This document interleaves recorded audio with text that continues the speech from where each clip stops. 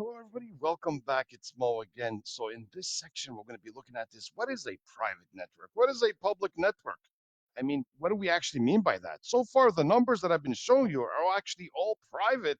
That means they only work on a local area network. They're not connectable to the internet. So, for example, if I have a Class C, private network for Class C is 192.168x.x. For Class B, it's 172.16.x.x until 172.31.x.x.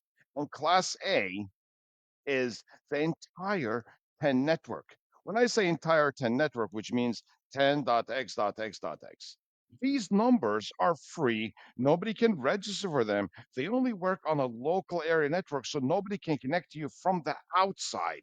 All right. So, in other words, it's on the LAN. This is your internal. For example, if I open my Cisco packet tracer, let's take a look and see. And I get myself a switch. Here's a switch, right? And I get myself some actual computers again. All right. Let's get desktops this time. And let me get actual cables. So one, two, three, four, right? And if I go to each machine, and let's say I give this one 192.168.100.1, right? So this is 100.1. This is a private network. I'm assigning these numbers locally, internally. I get to choose what I want internally in an actual organization. 100.2, 100.3, and 100.4, right? This is what I've been showing you as an example. And that's the reason why I've been actually using these actual numbers. And remember, it's a default 255.205.205.0. If I maneuver the mouse, this is 100.1, 100.2, 100.3, and 100.4. All right. So it looks like one of them did not actually get the number. All right.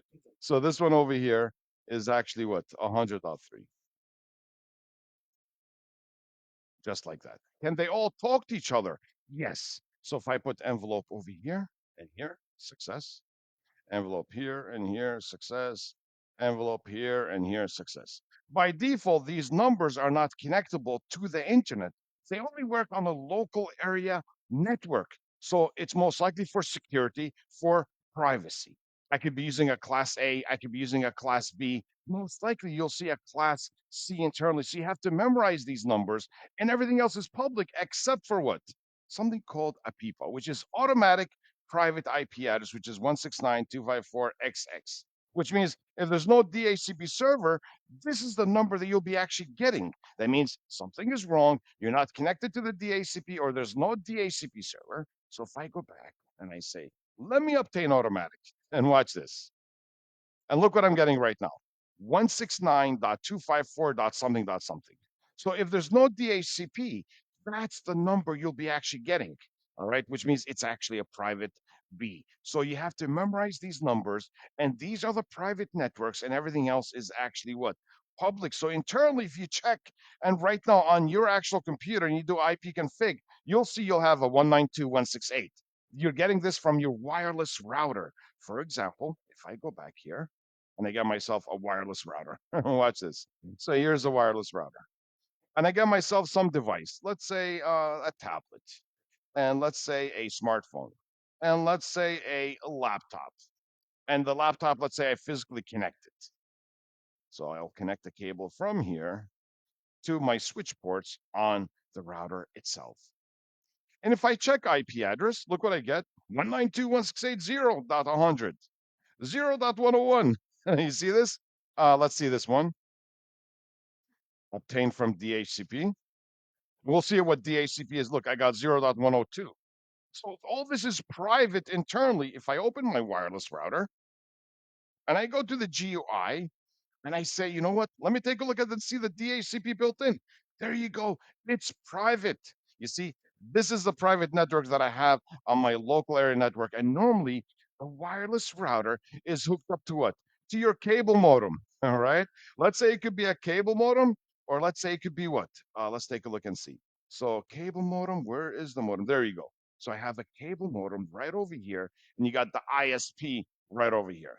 And let me make an actual connection from here. This is the internet port. That's where the public IP is. And then I have coaxial that connects from here to my ISP, to the wall, right? So normally the ISP is giving you a public IP address. So all these machines will translate to that public number to get online. For example, if I get online and I say, you could do this command over here and do IP goat, all right? ipgoat.com. And look, I could see my public IP address. You see, that's the public IP. I could do ipchicken.com. Watch this, ipchicken.com, right? And I could look at IP chicken and see the same number. I could do IP, cow.com, or what is my IP address.com, and I could see what my IP address is. And this is the number that I'm actually getting from where? From my service provider. This is your public IP. You see, this number that you see over here does not fall in the range of these actual numbers. So internally, you could be using a class C, a class B, a class A, and a PIPA, which means something is wrong with the DHCP server, and these numbers are not connectable to the internet. All right. So this is the private network itself that we're actually dealing with. So internally, you could have any number that you choose from these ranges. And the most common you'll see is a class C network. Run ipconfig on your computer, and you will see it's 192.168. something, right? So these are numbers that you're going to be actually seeing. That's internally. That's a private network. So without an actual router, without a public IP, I cannot get online. Private networks only work on the LAN just for testing. All right. That's what they actually do, just for actual testing. So public IP is where you get from the ISP, or it's called a global IP address, right? So there's public and there's private networks. What we have to know is memorize the private networks, and everything else is public that you see. And remember, this is a people, which means when something is wrong with a DHCP server, these are the numbers that you're going to be seeing. That's why all these examples, I'll be using a private class B, a private class A. You see that? Everything, as you see, is all private A, B, right? And I use a private class C. So these are the private networks that work on the LAN local area network. And public is anything else. And normally that's a global IP that you get from the service provider. How does this work? How do the numbers connect from private to public? When I have an IP address internally, I have 192.168. something. How come the ISP only sees the public IP? Well, there is something called NAT, which is Network Address Translation. And that's what we're going to be seeing in our next lecture. So we'll see you folks in our next lecture. Bye now. Hello, everybody. Welcome back. It's Mo again. Well, in this lecture, what we're going to be looking at is NAT, which is Network Address Translation. In other words, translating private IPs into a public IP, and that's how we connect to the internet. So remember, internally, we have the private network. Externally is a public number that we get from the service provider, right? So that's one thing to keep in mind. So what I want to do is the following. I want to get myself an actual router that we use in a typical organization. I could use any router over here. Let's say in 1941. And I'm going to get two switches. Here's one switch here, and here's another switch right over here. You see that? So I got a router and two switches. Plus, internally, we have these devices. 3, 4. Let's say. And let's say on the outside, we have some servers. Here's one server and here's another server. And let me make the actual connections. So internally, I'm going to have one interface goes to the internal, and then I'm going to have another interface going to the outside. This is actually connecting to your wall, connecting to the outside world in your company to the ISP. And then I have these machines connecting internally. Port 1, I mean, I could use any port, all right? Let's take a look and see. And let's say these right over here. And internally, let's say we're using 192.168.100.0. And then I have the public range, which is, let's say, 210, 210, 210.0/24. So this is what I'm getting from the ISP, and this is what I'm assigning internally. I could get to choose which numbers I want to actually assign internally. So internally, I'm using a class C, which is 192, right? 168, 100.0/24. Externally, I'm using 210.0/24, which is a public member. This is the private right over here, and I could use anything as public except I'm not using these actual numbers.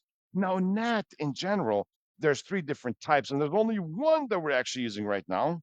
There's one called static NAT, right? Look at this.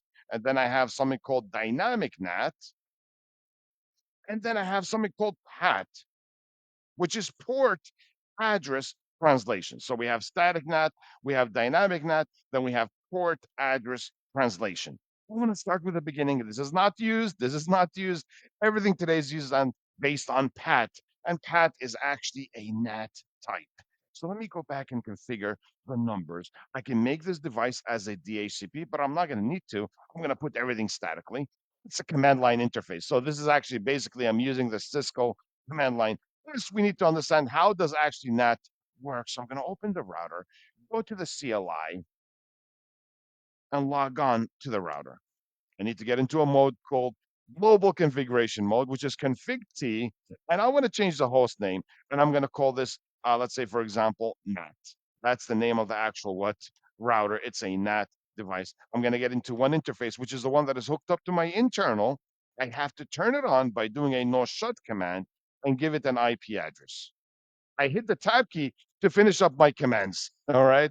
100.254 space the default mask. And then I go to my other interface. I'm hitting the up arrow. And this is the one that I'm getting from the ISP automatically, which is through DHCP from the ISP, which is actually what? 210, 210, 210 dot what? 254 space the default mask. All right. And then I have to turn on the interface. One thing that I have to do is I have to specify which one is internal and which one is actually external. So I have to go back to my interface that is for the internal and do this command IPNAT inside. And then I have to go to here IPNAT outside. There you go. Right. So I have the internal and I also have the external itself. So I could do Control Z and look at my actual configuration by doing show run. And I could see what IPs I'm actually using, and one is for internal and one is actually for external. Well, what I want to do is I want to put this on. So this is going to be 192.168.100.1. What is the default gateway? The IP address on my router, which is 100.254, and DNS, I'm using a free DNS, which is from Google. And this one will be 100.2. Watch this. 100.2 and gateway is 100.254. And DNS is all eights. And 100.3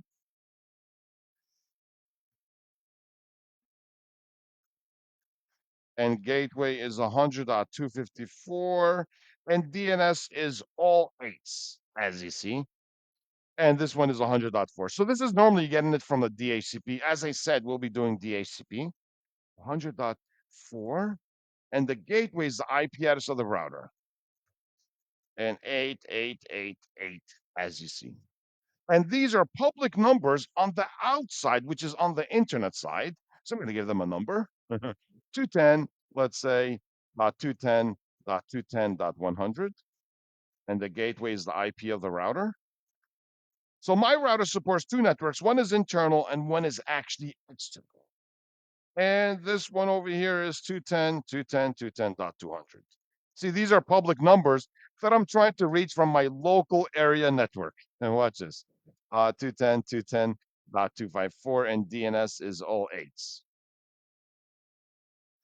So at the beginning, what I want to actually do is I want to save this as a template, and you'll see why. Watch this. I'm going to call this template. Why? Because I'm going to use different types of NAT.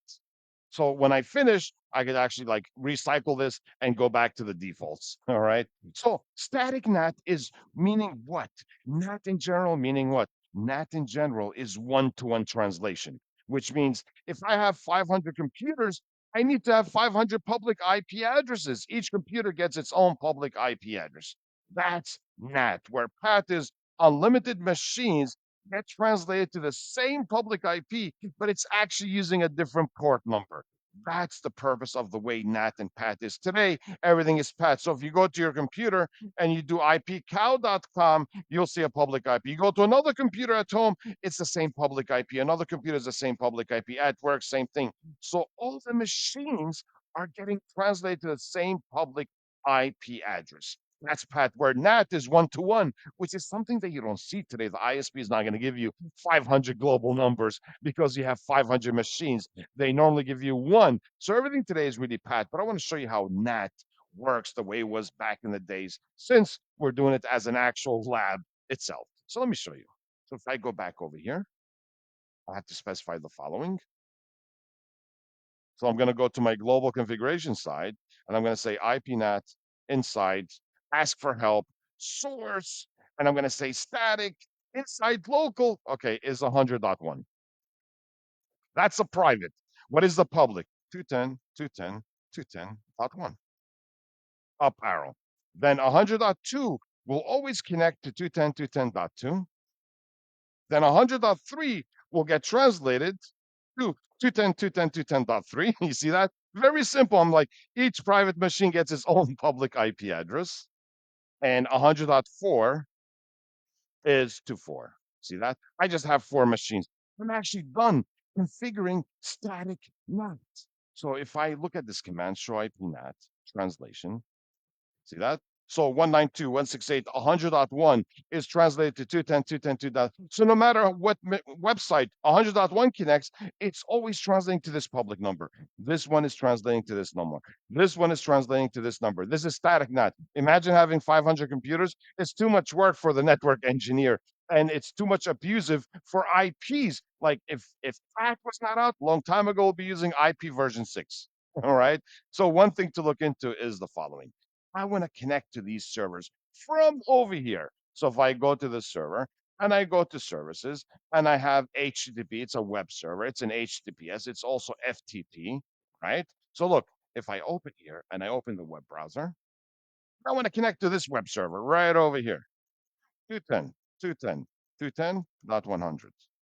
And look, I was able to reach. Okay, well, if I go to my actual router and look at the translation, look what it tells me. Oh, 192.168.100.1 got translated to this number, and I was connecting to this actual server through port 80. That's HTTP. All right. And what port did I use on my side? It's a private port number. We'll be talking about ports. But as you see for now, I want you to focus on the following. Every machine has its own public IP address. And if I go ahead, let's say to this machine,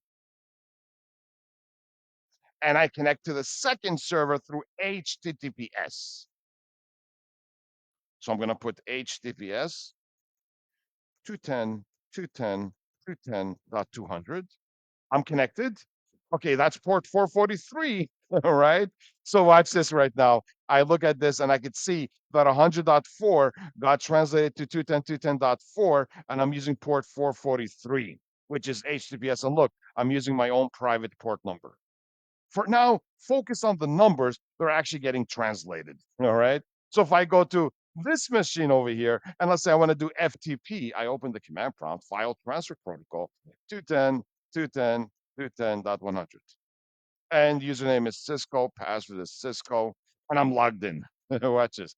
And I open the actual router over here, and I do show IP NAT translation, and I can see I'm using 421. So 192.168.100.2 is translated to 210.210.210.2. So each machine has its own public IP, and that's something you'll never encounter. But this is how NAT looks like in the background. You see that? This, what we're looking at, is actually what, folks? Static NAT. Well, in our next lecture, we're going to be looking at dynamic NAT and see how that's actually done. All right. So we'll see you folks in our next lecture. Bye now. Hello, everybody. Welcome back. It's Mo again. Well, this lecture, what we're going to be looking at is the second type of NAT, which is called dynamic NAT. First one was static NAT, which means if I have 500 computers, I would have to run 500 commands. Each machine will have its own actual public IP address. Well, dynamic NAT, if I still have 500 computers, still need 500 public IPs, but I just run 3 commands instead of 500 commands. So I'm still abusing a lot of numbers here, but it's a little bit different. Let me show you. Let me actually close this out and open the Cisco Packet Tracer one more time. Remember, I did an actual template, and let me go ahead and load that. Open, and it's actually on my desktop, and here's the template. So if I look at my actual configuration, watch this, show my configuration. I only see internal NAT and external NAT. I don't see the static commands, and I still see the IPs. Look at this, 100.1 gateway DNS, 100.2 gateway DNS, 100.3 gateway DNS, 100.4 gateway DNS. And look at these. These are public numbers, right? Which means I'm trying to reach. How does dynamic NAT work? I still need 500 numbers, 500 public IPs if I have 500 machines, but I don't run 500 commands like static NAT. Dynamic NAT is just 3 commands, and every time the client connects, it's using a different public IP, but they're still abusing the same amount of numbers, which is not something you'll see in the field. Take a look. So I'm going to go back right over here, and I'm going to do IP NAT. I have to create a pool of public IP addresses, and I'm going to call this dynamic NAT. See that? Just like this, dynamic NAT, and specify the range. What is the start number? 210, 210, 210.1. What is the end range? 210, 210, 210.253. I cannot use 254 because 254 is assigned to the router. And then I specify the net mask, 255, 255, right? 255.0, and then enter. Now I have to create something called an access list. It's like filtering the router, specifying which network can pass through the router to the outside world. All right. And my private network is what? Access list. I have to come up with a number. Standard filters only based on source address, where extended access list filters based on source and destination, and of course, port numbers. Here I need the basic filter. I'm going to come up with a number 10 and specify I want to permit. All right, look at this. Which network? My 192.168.100.0. But look at this. This is interesting. It's talking about what right now? A wildcard, right? A wildcard, which is the inverse of the subnet mask. That's what it's doing. The inverse of the subnet mask, opposite of the subnet mask. That's what it's actually doing, the opposite of the subnet mask. So if my subnet mask is 255, 255, 255.0, the wildcard is the opposite. The 255 becomes a 0, and the 0 becomes a 255. So the wildcard is the inverse of the mask, which is 000.255. Then enter. That's how access lists actually work. Then I have to link the pool that I created with access list, which means IP, NAT, inside, source, list, access list number, which is 10, and I specify the pool, which is called what? Dynamic, right? NAT, just like this. And I'm going to press enter. That's all. 3 commands. I specify the public range for my public IPs. I create an access list specifying which private network can pass through, and then I link them together. And now 3 commands still allows all the machines to connect. But still, if I have 500 computers, I still need 500 public IP addresses. So if I do this, show IP, NAT, translation, nothing. Okay, well, if I go back over here and I go over here and I go to the desktop and I go to the web browser, right? And I put 192, let's say 210, one of the servers, dot 100, which means this server on the internet, I could connect. And I go to this one and I connect HTTPS to the bottom server.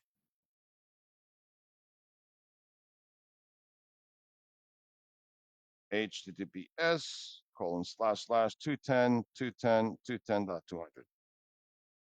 And there you go. I'm connecting. Okay, let me go to my router and take a look and actually see over here, show IP NAT translation. So I can see 100.1 got translated to 210.210.1.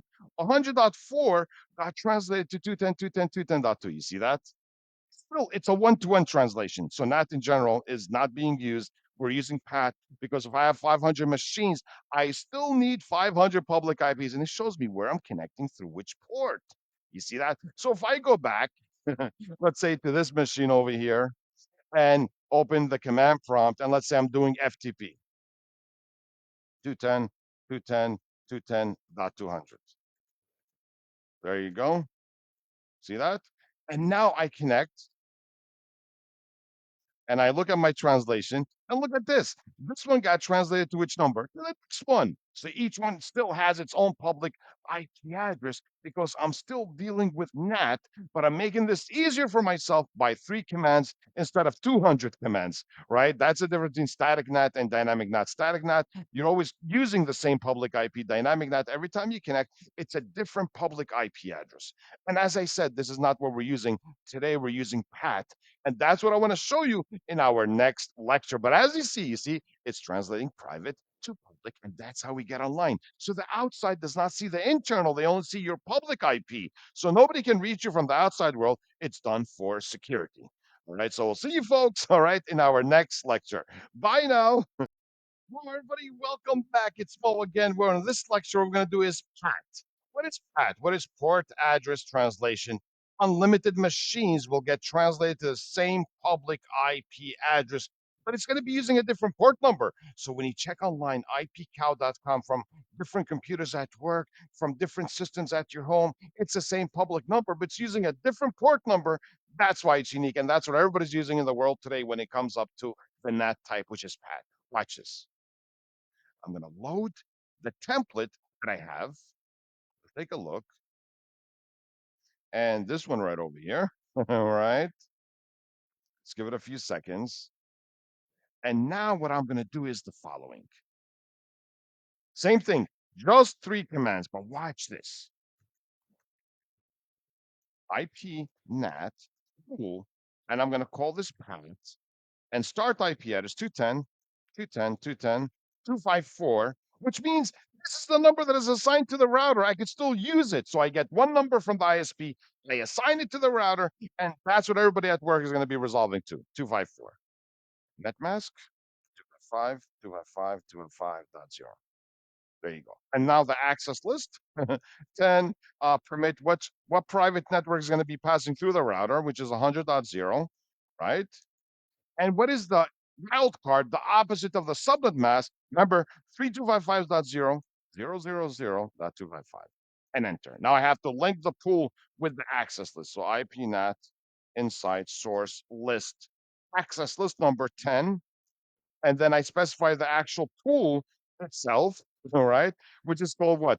PAT, and I have to specify a command that I didn't use with dynamic NAT called overload, which means overloading to one public IP using different port numbers. I'm actually done. This is how it's actually done. And let me look at my configuration. As you see, okay, if I look at show IP NAT translation, nothing. Okay, that's not a problem. Watch this. Let me go to this machine over here, desktop and web browser. And put over here 210, 210, 210.100. Okay, that's HTTP. This one is going to be doing HTTPS. Watch this. This is the one that everybody uses at work. And I'm going to use the other server, let's say. HTTPS, :// 210, 210, 210.200. There we go. Okay, I go to the router and let's take a look and see. Show IP NAT translation. All right, 100.2 got translated to 210, 210.254. 100.3 got translated to 210, 210.254. Each one is using a different port number. That's PAT. You see, and I can see what destination I reached through which port number. So if you check when you do IP cow and chicken, every time you connect to a site and you refresh, you'll have a different port number. You try another computer, it's going to be the same public IP, and that's the number that is assigned to your router, but it's using a different port number. This is PAT. In general, NAT translates private IPs to public IPs so nobody can reach us from the outside for security. See, so it's not really complicated. As you see, static NAT, dynamic NAT, and well, in our next section, what we're going to be looking at is port numbers. What is TCP? What is UDP? I want to get into the details of this. All right. So we'll see you folks in our next section. Bye now. Okay.